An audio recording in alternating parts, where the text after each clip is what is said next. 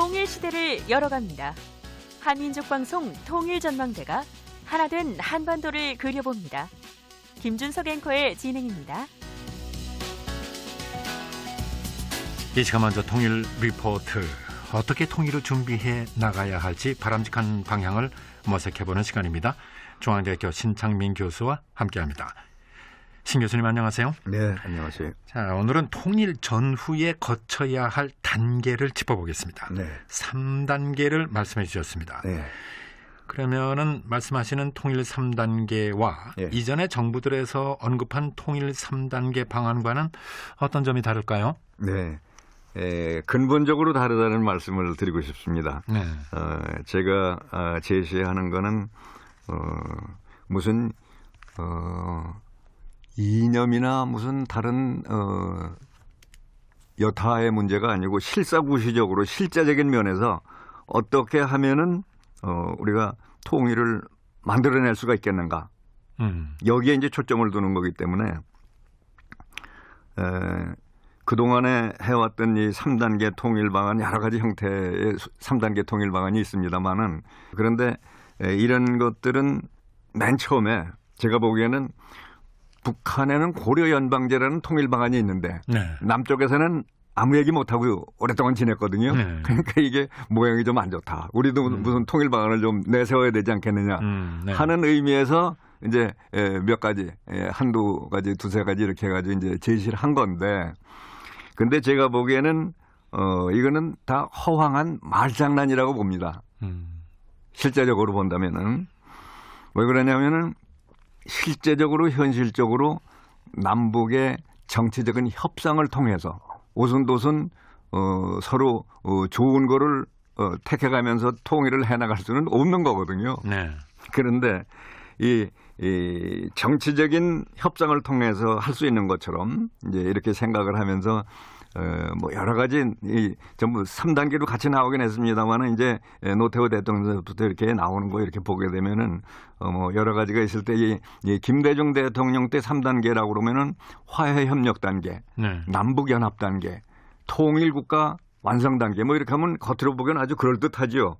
그렇지만은 이 남북 연합이라고 그러면은 정부는 그대로 두 개가 있으면서 외형적으로만 묶어놨다는 건데, 근데 이 두 개체가 체제가 같다 그러면은 그런 거를 통해서 서로 어느 시점에 가서는 통합이 될 수 있지만은 이거는 완전히 다른 체제인데, 하나는 공산 체제, 하나는 자유민주 체제인데 네. 이건 어디 가서라도 접점이 나올 수가 없는 거거든요. 네.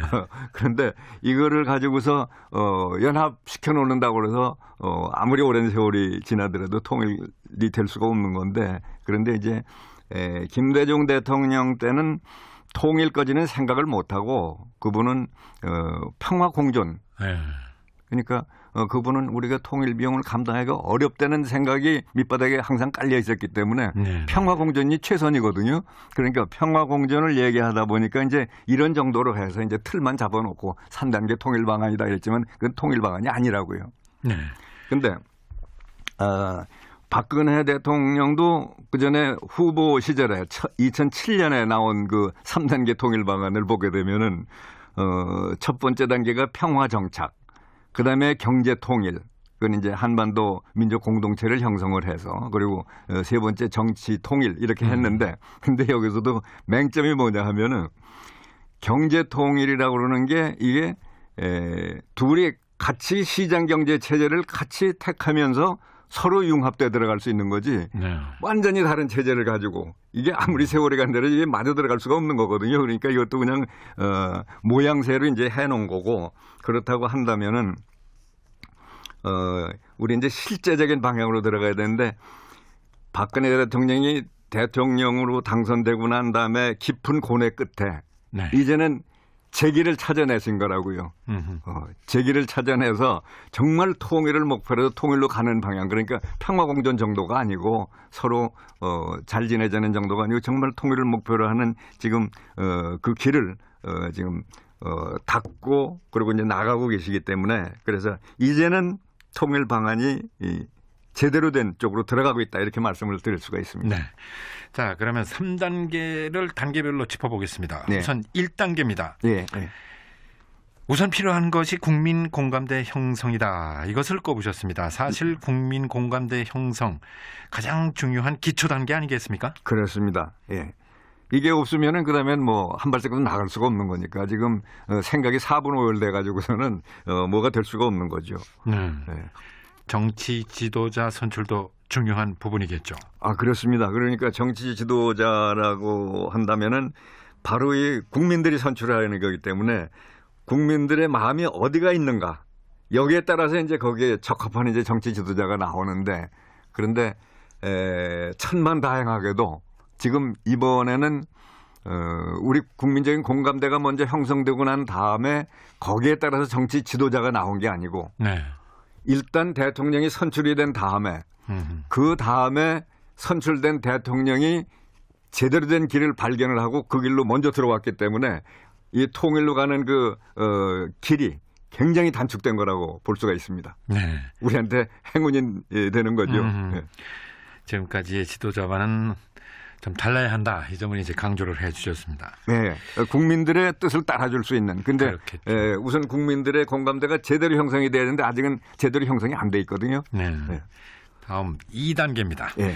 구체적인 통일 만들기 그 단계라고 하겠습니다. 네. 자, 그러자면은 2단계에서는 무엇보다 경제 교류, 경제 협력이 중요하지 않겠습니까? 그렇습니다. 이 무슨 사상 이념 논쟁 가지고서는 통일을 만들어낼 수가 없는 거고 네. 그리고 이제 사람들이 아주 듣기 좋게 지금 통일이 오고 있는 중이다 이렇게 좀 아주 환상적으로 얘기하는 사람들도 있지만은 통일은 그냥은 절대로 안 오는 거고 우리가 만들어내야 되는데 그런데 결국에는 북측에 있는 그 우리 동포 주민들의 그 민심이 통일을 만드는 쪽으로 그래서 북측 주민들이 통일을 선택하는 쪽으로 갈 수 있을 때 그렇게 갈 때 이제 통일이 되는 건데 근데 이제 우리는 그 상태가 될 수 있도록 우리는 멀리서 이제 협조해 주는 이런 상태가 두 번째 단계가 이제 되는 거죠. 네. 당연히 북한의 사회간접 자본시설을 투입해야겠고 통일 비용 마련도 아주 중요한 시기가 아닐까 싶네요. 그렇습니다. 그런데 이 통일 비용 마련이라고 하는 거는 역시 국민들이 우리가 어느 방향으로 가고 있고 이게 왜 필요하고 어느 시점에 뭘 해야 되겠다 하는 이런 인식이 같이 이루어졌을 때 그럴 때 이제 세금도 제대로 정상적으로 걷어질 수가 있는 건데 그 부분에 대해서 우리는 아직 조금 더 노력을 해야 되겠다 하는 이런 생각을 하게 됩니다. 어떻습니까? 그렇다면은 기초 2단계에서 그 과정에서의 성패가 바로 통일이냐 아니냐 가늠하는 어떻게 보면 좀 결정적인 기로가 되는 단계가 아닐까 싶은데 어떻게 보십니까? 바로 그렇습니다. 구체적으로 이제 통일을 만들어가는 과정에서 우리가 이 행보를 잘해야 되는데 그런데 이제 이 전체적인 통일로 가는 틀은 국가에서 이제 정부에서 만들어줘야 되는 거고 그렇지만 실제로 선두에서 그 일을 수행해 나갈 사람들은 사실은 민간 기업들이 해줘야 됩니다.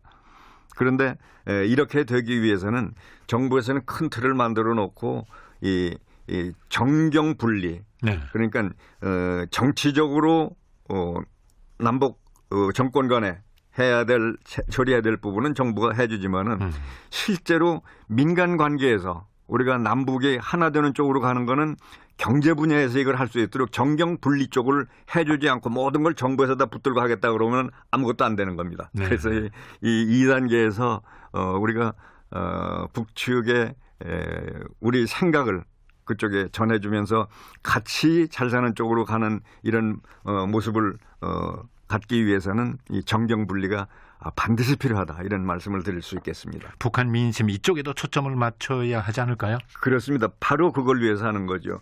결국은 무력 통일 안 되는 거고 정치 협상으로 저쪽은 완전히 절대 군주 체제인데 정치 협상으로 통일이 될 리도 없고 그렇다고 한다면은 결국은 통일은 북측 주민들이 선택을 해야 되는데 그 북측 주민들의 마음이 어디로 가느냐 이게 이제 결정적인 핵심 요소가 되는 거죠. 네.